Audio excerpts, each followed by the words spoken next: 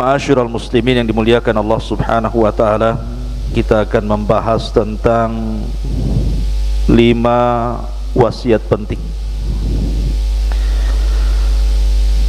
Diambil dari 5 ayat di dalam Al-Qur'an. Bagaimana kondisi kita setelah Ramadan? Ma'asyiral muslimin yang dimuliakan Allah Subhanahu wa taala, sebelum saya menjelaskan tentang 5 wasiat penting setelah Ramadan, ada satu ayat dalam Al-Quran, tepatnya dalam surah Fatir ayat 32. Allah Subhanahu wa ta'ala berfirman, "Tsumma awrathnal kitaba alladhina astafayna min ibadina faminhum zalimun li nafsihi wa minhum muqtasid wa minhum sabiqun bil khairati bi idznillah dzalika huwal fadlul kabir." Kemudian kami wariskan Alkitab, maksudnya Al-Quran, kepada orang-orang yang kami pilih dari hamba-hamba kami, tetapi di antara mereka ada yang mendolimi dirinya, dan di antara mereka ada yang pertengahan, dan di antara mereka ada yang berlomba-lomba melakukan kebaikan. Semua karena izin Allah Subhanahu wa ta'ala, dan itu karunia Allah yang sangat besar. Kalau kita melihat Ramadan, maka manusia terbagi menjadi 3 kelompok. Manusia di bulan Ramadan itu terbagi menjadi 3 kelompok. Kelompok yang pertama disebutkan di sini, faminhum zalimul li nafsi. Ada kelompok-kelompok itu yang mendolimi dirinya. Maksudnya dia samakan Ramadan dengan bulan-bulan di luar Ramadan. Masuknya ya ke bulan Ramadan itu sama saja, tidak merubah dirinya. Di luar Ramadan dia tidak salat, masuk Ramadan tidak salat. Di luar Ramadan tidak puasa, masuk Ramadan dia tidak puasa. Di luar Ramadan tidak baca Quran, masuk Ramadan dia juga tidak baca Quran. Sama saja. Dari sinilah maka Nabi SAW mengaminkan doa malaikat Jibril, ragima anfu rajulin adraka Ramadan falam yughfar min dunubi. Celaka dan binasa orang yang masuk bulan Ramadan sebulan penuh, keluar satu dosa pun tidak diampuni Allah Subhanahu wa ta'ala. Maka orang ini celaka. Dia samakan Ramadan dengan di luar Ramadan. Itu disebut zalimul li nafsi, mendolimi dirinya. Kelompok yang kedua, muqtasid. Muqtasid itu artinya mencukupkan yang wajib dan meninggalkan yang sunnah. Dia puasa tetapi tidak tarawih, tidak baca Quran, tidak bersedekah, tidak berzikir. Dia hanya mengambil yang wajib-wajib saja. Dan tentu kondisinya masih mendingan dibandingkan kelompok yang pertama. Tetapi tentu yang paling baik adalah yang kelompok ketiga yang disebut dengan sabiqum bil khairat. Bukan hanya mengerjakan yang wajib puasa Ramadan, tapi dia tambah dengan qiyamul lail, dia tambah dengan baca Quran, dia tambah dengan zikir, sedekah, dan begitu seterusnya. Maka mereka lah orang-orang yang beruntung, masuk Ramadan, keluar sudah diampuni dosa-dosanya. Ma'asyiral muslimin yang dimuliakan Allah Subhanahu wa ta'ala, Bishr al-Hafi dulunya seorang ahli maksiat. Kemudian dia mendapatkan nasihat dari seorang alim, akhirnya dia bertobat. Setelah dia bertobat, dia menjadi seorang alim, bahkan seorang abid ahli ibadah. bahkan ra'su zahidin, orang-orang yang ahli zuhud, dan hidup di masa Imam Ahmad ibn Hanbal rahimahullahu ta'ala. Dikatakan kepada Bishr al-Hafi, anna qauman yata'abbaduna fi Ramadan wa yajtahiduna fil a'mal fa idan salakha taraku. Wahai Bishr, ada sebuah kaum yang mereka beribadah hanya di bulan Ramadan saja, yang mereka hanya berijtihad, bersungguh-sungguh dalam melakukan amal soleh itu di bulan Ramadan saja, tapi ketika Ramadan berlalu maka mereka pun kembali seperti semula. Apa jawaban Bishr al-Hafi? Bi'sal qaum qaumun la ya'rifuna Allah illa fi Ramadan. Seburuk-buruk kaum adalah sebuah kaum yang tidak mengenal Allah kecuali di bulan Ramadan. Ada orang-orang itu yang mengenal Allah di bulan Ramadan saja, ke masjid, baca Quran, tapi di luar Ramadan sudah tidak lagi. Maka kata Bishr al-Hafi, bi'sal kaum, orang ini seburuk-buruk kaum. Oleh karena itulah maka saya ingin memberikan 5 nasihat, 5 wasiat penting apa yang harus dilakukan setelah Ramadan. Pertama, Allah Subhanahu wa taala berfirman dalam suratun Nur ayat 21,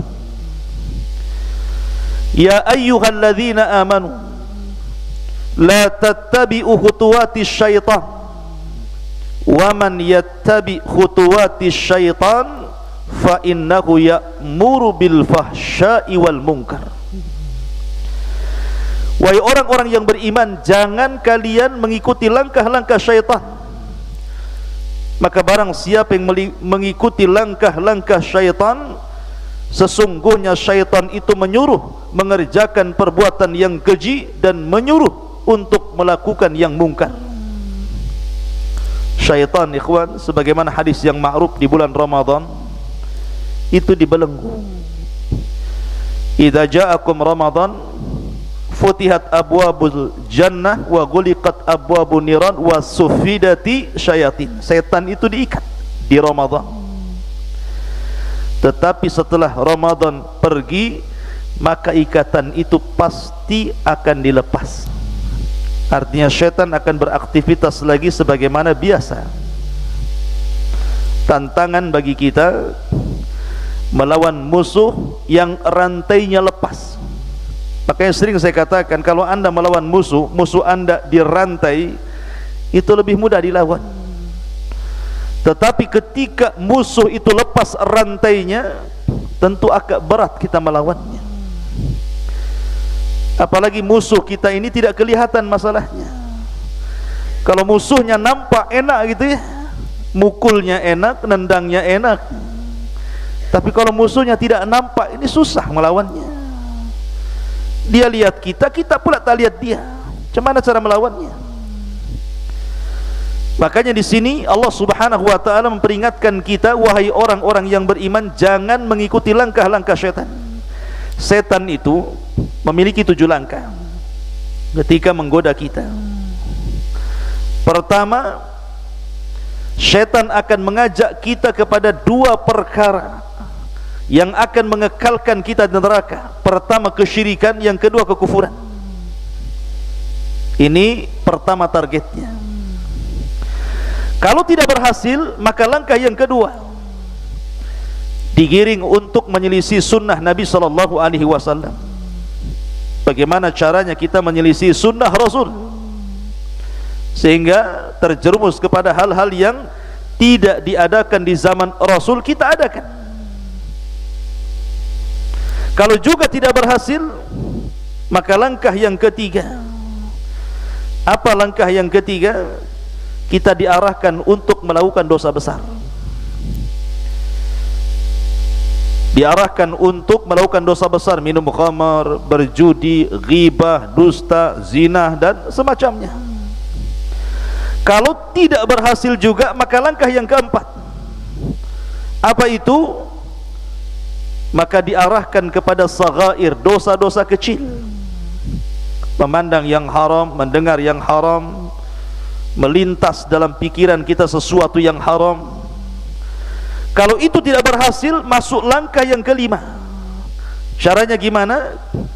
Disibukkan dengan perkara-perkara mubah yang tidak berpahala. Kalau juga tidak berhasil, maka syaitan akan mengerahkan pasukannya berusaha untuk menggoda dia supaya dia sesat. Itulah khutuwati syaitan. Maka setelah Ramadan setan diikat, kemudian di luar Ramadan dia lepas, maka jangan sampai terpedaya dengan langkah-langkahnya. Ini yang pertama. Yang kedua, Allah Subhanahu wa taala berfirman dalam suratul Nahl ayat 92, wala takunu kallati naqadat ghazlaha min ba'di quwwatin ankatha. Dan janganlah kamu seperti seorang perempuan yang menguraikan benangnya yang telah dipintalnya dengan kuat sehingga menjadi bercerai-berai kembali. Ayat ini bicara tentang seorang wanita di zaman dulu, di zaman Nabi sallallahu alaihi wasallam. Ada wanita Quraisy agak sedikit gila. Namanya dijelaskan oleh para ulama tafsir, namanya Raitatu bintu Amr bin Sa'din. Wanita ini agak bodoh. Jadi di pagi hari dia pintal benang tuh sampai menjadi sebuah kain. Dari pagi sampai sore dia pintal. Setelah jadi pintalan itu, kemudian ditarik lagi benangnya, akhirnya kemudian terurai lagi. Jadi sudah capek-capek memintal, tiba-tiba dirusak lagi. Maksudnya gimana? Di bulan Ramadan Allah Subhanahu wa taala sudah menggembleng kita. Kita sudah terbiasa dengan puasa, terbiasa dengan qiyamul lail, terbiasa dengan Al-Quran, terbiasa dengan sedekah, terbiasa dengan zikir, terbiasa menjaga lisan karena kita puasa. Jangan sampai kemudian kebiasaan-kebiasaan baik ini dirobohkan setelah Ramadan. Yang biasa Ramadan ke masjid sudah mulai jauh dari masjid. Yang biasa dekat dengan Quran, Quran pula ditinggalkannya. Yang biasa dengan solat, solat pula sama sekali tidak dikerjakannya. Itu namanya membangun bangunan kemudian dirobohkan kembali. Maka jangan kamu seperti seorang perempuan yang menguraikan benangnya yang sudah dipintalnya dengan kuat, tiba-tiba menjadi cerai-berai kembali dan tidak berguna. Ini yang kedua. Yang ketiga, surah Al-Hajr ayat 99. Allah Subhanahu wa taala berfirman, fasabbih bihamdi rabbika wa kum minas sajidin wa'bud rabbaka hatta ya'tiyakal yakin. Allah Subhanahu wa taala mengatakan, maka bertasbihlah dengan memuji Rabbmu dan menjadilah hamba-hamba yang sujud kepada Allah. Sembahlah Rabbmu hatta ya'tiyakal yakin, sampai datang keyakinan kepadamu. Maksudnya sampai datang kematian. Ikhwatu fillah muliakan Allah Subhanahu wa taala. Para ulama mengatakan makna yakin dalam ayat ini adalah al-maut, bukan keyakinan hati. Sebagaimana ada sebagian pemahaman orang, makna ayat ini sembahlah Allah sampai yakin. Kalau sudah yakin tidak perlu sembah lagi katanya. Bukan itu maksudnya.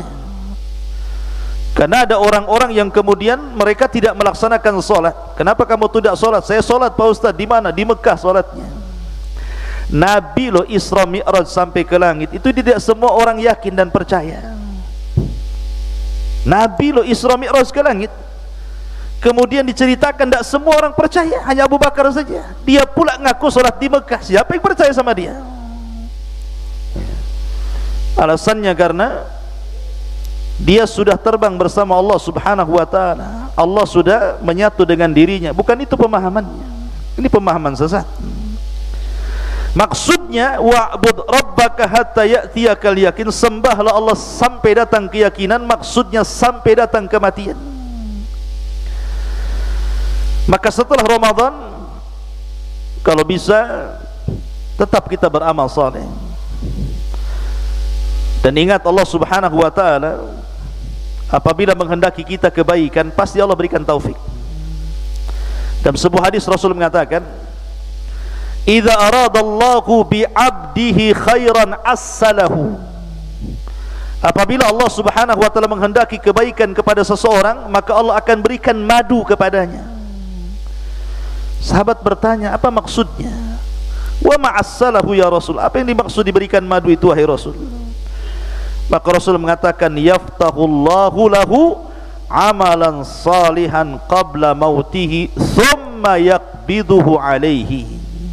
Maksudnya Allah memberinya madu, maksudnya adalah membukakan amal saleh kepadanya, lalu diwafatkannya orang itu dalam kondisi dia sedang beramal saleh, menyembah Allah sampai kemudian menjemput ajalnya.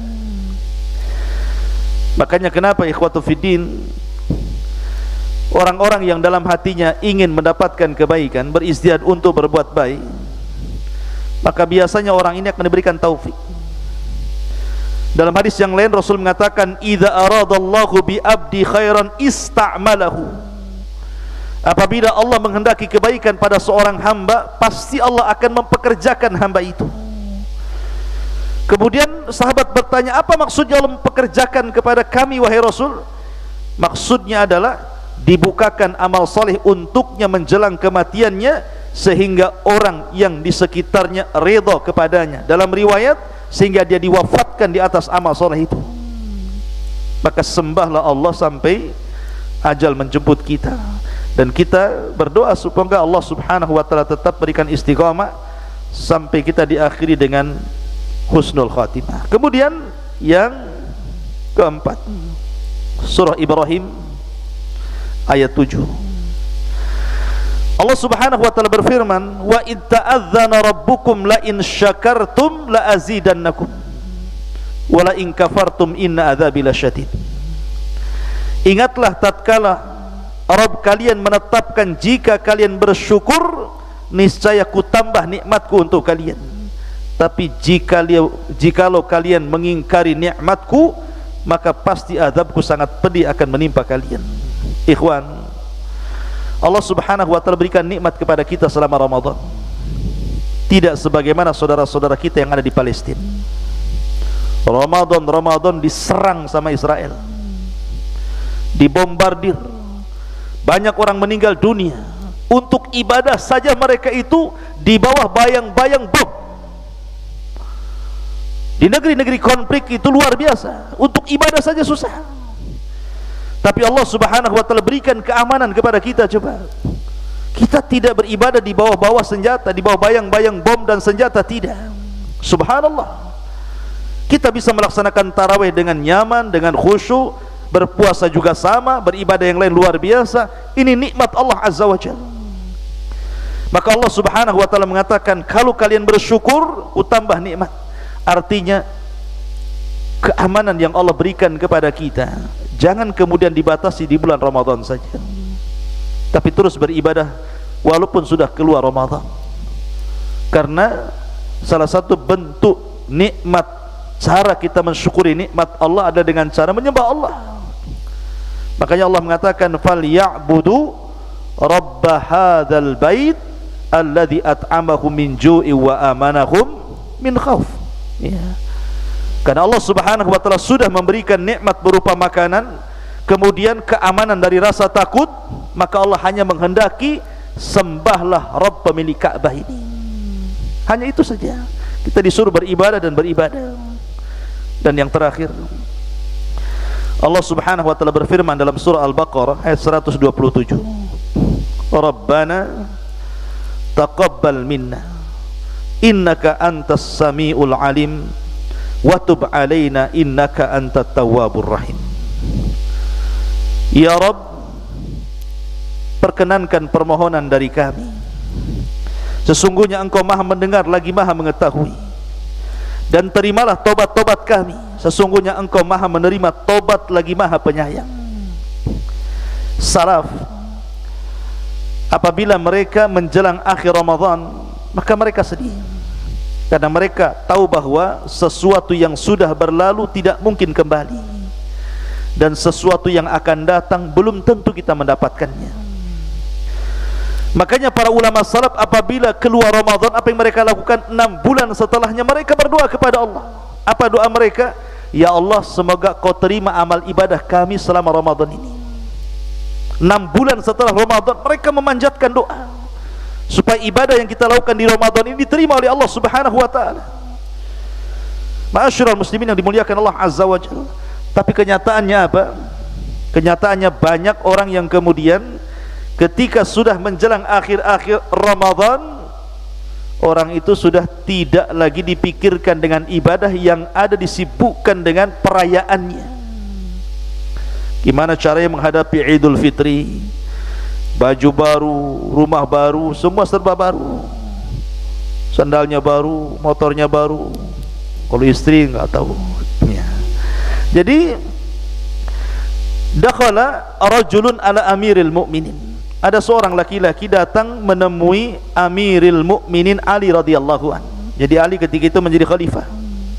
Ada seorang laki-laki datang kepada Ali radhiyallahu an ketika Idul Fitri. Kemudian dia pun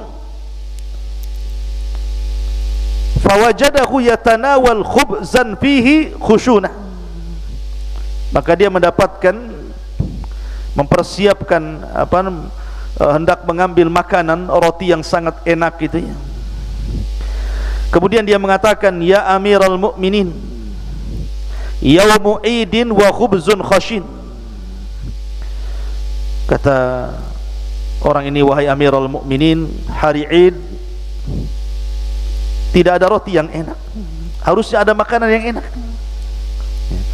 Jadi dia berusaha ingin mendapatkan makanan yang lezat, tetapi di rumah Ali radhiyallahu an saat Idul Fitri tidak ada makanan enak. Sehingga dia mengatakan, masa hari Id kok nggak ada makanan yang enak, katanya. Dia bertanya kepada Ali radhiyallahu an. Maka Ali radhiyallahu an mengatakan, ya fulan, al yaumu id man qubila siyamuhu wa qiyamuhu. Hari Id itu adalah hari di mana orang diterima puasanya, diterima solat malamnya. Man ghufira dzambuhu, diampuni dosa-dosanya. Wa qubila amaluhu, diterima amalannya. Al yaumu lana idun wa ghadan lana idun. Hari ini Id, besok juga Id, lusanya juga Id, setiap hari kami Id. Wa kullu yaumin la ya'sillah fihi fahuwa lana id. Setiap hari yang kami tidak bermaksiat, itulah hari raya kami. Makanya ada istilah bahwa Id itu bukan man labisa libasal jadid. Id itu bukan orang yang memakai pakaian yang bagus gitu kan, tetapi Id itu adalah orang yang mengganti ketakwaannya dengan ketakwaan yang baru. Ma'asyiral muslimin, anehnya orang yang paling bahagia saat Id itu justru orang yang bukan rajin puasa, bukan orang yang rajin ke masjid, puasa, qiyamul lail, baca Quran, enggak. Justru orang-orang awam ketika datang Id itu masya Allah, gordennya diganti, cat rumahnya diganti, semua serba diganti, toplesnya dikeluarkan, semua dikeluarkan. Terkadang kemudian yang bahagia itu orang-orang seperti itu. Padahal kalau kita melihat perkataan Ali radhiyallahu an, bukan bahwa kebahagiaan saat Id itu ketika Allah menerima puasa kita, ketika Allah menerima qiyamul lail kita, ketika Allah menghapuskan dosa-dosa kita, ketika Allah menerima amalan kita. Itulah bahagianya seorang mukmin saat Idul Fitri. Ma'asyiral muslimin yang dimuliakan Allah, makanya dalam surah Al-Baqarah ayat 127 ini kita hanya berdoa kepada Allah, Rabbana taqabbal minna, ya Allah, terimalah amalan-amalan kami, permohonan kami, doa-doa kami, amalan kami sebulan penuh ini. Maka dengan cara 5 wasiat Al-Quran ini insyaallah kita akan istiqomah. Saya ulangi, yang pertama, jangan mengikuti langkah syaitan. Yang kedua, jangan merobohkan sesuatu yang sudah Anda bangun. Yang ketiga, tetaplah menyembah Allah sampai datang kematian. Yang keempat, bersyukurlah kepada Allah kita masih bisa beribadah. Dan yang kelima, kita berdoa kepada Allah Azza wa Jalla, semoga seluruh amalan kita diterima Allah Subhanahu wa ta'ala.